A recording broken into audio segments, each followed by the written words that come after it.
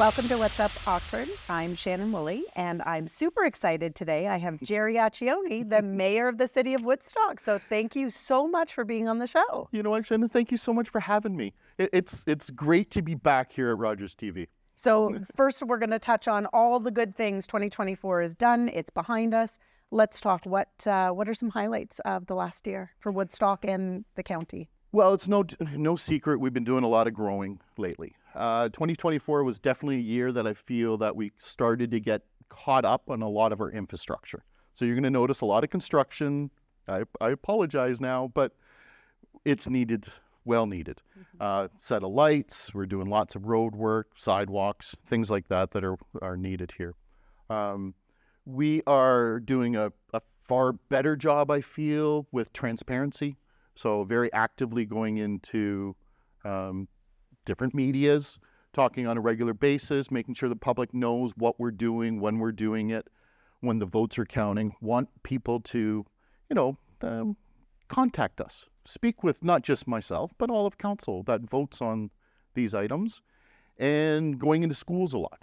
I've been going into schools trying to get that interest. My fear is the numbers dwindling for voting. Right. And it really, it's really important to me to make sure we have, councils moving forward that get some kind of support. Right. So I believe people need to understand that their voice does matter, and it starts with youth. It does. It does. I think local politics, local municipalities is where it affects you day to day.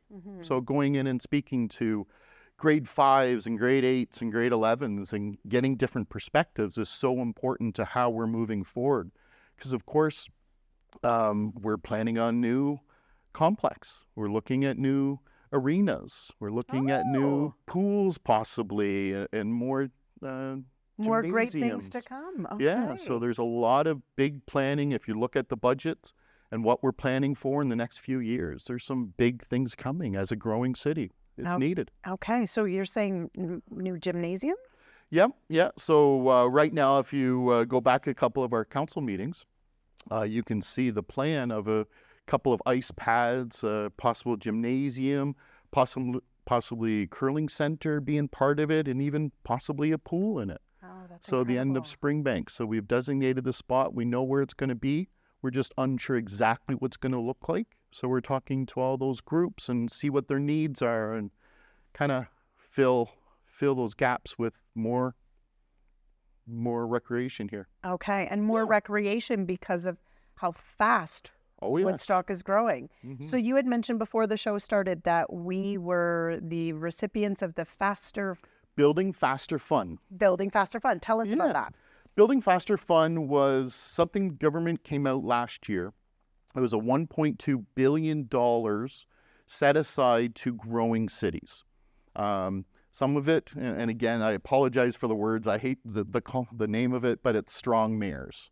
Most people are going to recognize that. So with the strong mayors came access to these funds. Well, we were successful in getting $1.99 million out of the Building Faster Fund. And to me, the most important thing we have to address here in the city right now is our homeless, is the shelter system. So made a motion, and it passed at city council, went to county because I wanted to make a partnership between the city and the county because of our two-tier structure. And the responsibility, of course, of shelter systems is the county. So I wanted to give seed money. So we were successful in giving $1.99 million, all the Building Faster Fund money, to the county in order to start a new shelter system. That's here incredible. In the city of Woodstock. Yeah, low barrier. Yes. So organizations like Operation Sharing and United Way and Salvation Army and all of them can kind of have all possibly one place to kind of work within and get rid of those barriers so people aren't choosing to stay outside. Of course, and helping transition to get them into the next stages. It was funny, actually, before the Christmas break, we had Arpan on the show, and we were talking about somebody that I know quite well that works for the county had made a comment to me once saying that if there was a center that was one place that could do, mental health services and homelessness services and all be in one place, it would actually, even if we had to build a new building, would actually be cheaper than the way we were doing it, because of course having every time there's a call, 911 is called, and it's taking all of the resources, which is then taking away from another genuine emergency. Yes, absolutely. So the fact that this has come, this is huge news. It is news. Yeah, it is very fantastic. I was very proud of what we've done so far and what we're doing, and going to Roma, which is a Rural Ontario Municipal Conference, even next week, and we're going to be sitting down with the ministers, looking at our plans, and of course always asking for funding to assist us to do better here in the city of Woodstock. Wonderful. Yeah. So shifting gears, I saw on, I think it was on the news, it couldn't have been on the news, I think it might have been on social media, we're getting the organic bins. Yes. Yay. Okay, tell us about it. So last week at County Council, again, county's responsible for garbage and recycling. City of Woodstock's a contractor. We have a motion on this week's council to approve us continuing doing services. And because the recycling is changing responsibilities, we won't be collecting recycling anymore at the city. We've got all these trucks and staff and everything else. We're introducing organics here into the city of Woodstock. Okay. So this is a big change. It's very exciting. There are going to be other changes with the whole system when we're talking 2026. Right. Okay. So we've got some time. Where public's going to hear about it, and really, really excited, because since I became a councillor in 2014, organics has been talked about on a regular basis. I've talked about it on the show here multiple times. Yes. So it is coming. We've confirmed the plans putting together on what do we need, and proud to say that we're going to be able to do it for everybody. Everybody in Oxford County is going to get it. Excellent. Yeah. Another big win for the community then. Another big win. Excellent. Okay, and then council's looking at a different voting method. Can you tell us about that? Yes. So again, since 2014, I've made a motion a few times as a councillor. Again, I want to engage more people, right? This is what it's about. My interests are slightly different than yours, as well as they're slightly different with somebody, let's say, with young kids. So having more people reach out to council through votes, just in general, reach out to us to hear different perspectives is better. As far as voting wise, the numbers have been on such a decline, unfortunately, that I really want us to do better and make it more convenient for people to vote. I'm old school. I voted since I was 18 years old. I love going with a paper ballot and, making your X and submitting it. I get that. I see a way now in this digital world to make it an online version. We can still, and we'll probably still have people go to City Hall to vote. Just now you do it on an iPad. Right. You put in your PIN number and you can vote that way. So the possibility is there. At this week's council, we're looking at either a paper ballot, so traditional status quo, what we've been doing here, an online only version, or a hybrid. So being able to do both. To do both. Okay. Yes. So we're going to see. It's going to be debated. There's definitely a split amongst council. I can't deny that.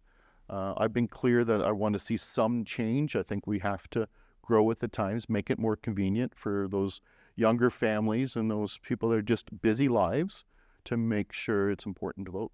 Well, even if we think about it from a shopping perspective, the journey to when I think I want something to it being at my door, the journey has shortened. Sure. Previously, If I needed something, get into my cold car, drive to the store, get what I need. Yeah. It was effort. Yeah. And now the journey to wanting something is effortless. I can press a button.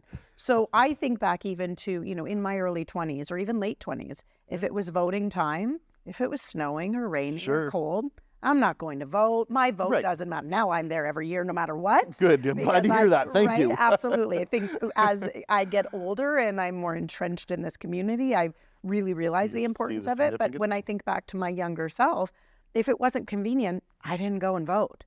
Right? So now having that potential of it being right from your fingertips, I think that will definitely help for people to go, you know what, even if it is just my one little vote, it takes me 2 seconds to do it. Sure. And it takes that journey of having to go and do it, takes it out of the way. So I commend you for that. That's incredible. Yeah. Well, again, we've got to get there. So hopefully council will support this. Come on, council, support this. So again, shifting gears quick before we have to take a break. Yeah. There's a lot of new things coming to the city. Yeah. There's any corner you turn on, there's new strip malls and new exciting things coming. And I just was actually at a realtor presentation on the weekend, and I understand there's like hundreds and hundreds of building lots. Yeah. What's changed? Why are we all of a sudden seeing, like, it felt like a few years that we were just kind of stagnant, and now it's like Woodstock's really...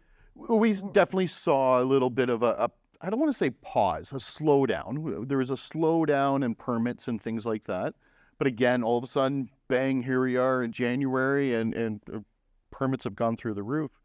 I think money got expensive to borrow and everybody. So it doesn't matter if you're building an industrial building or building a home. Or buying a car or getting your groceries. Everything is getting more cheaper. Yeah. Okay, come on, Bank of Canada. Another rate drop at the end of the month. Oh, yeah, I'm expecting that at the end of January, right? January 25th, yes. Yeah, of course you would know. Yeah, of course I would. Looking forward to that. The 0.5% drop before Christmas was that was like a Christmas present. Yes. So things are moving in the right direction. Yep. Can't thank you enough for everything you've done for our community. I love this You're city. a blessing for our community. And lucky to be in this position. I'm thankful for it every day. So we can expect you'll come back again, tell us all the good things. We'll see you soon. Oh, please. I look forward to it. Okay, excellent. It was lovely having you here. Thanks, Shannon. We're going to take a short break. We'll be right back.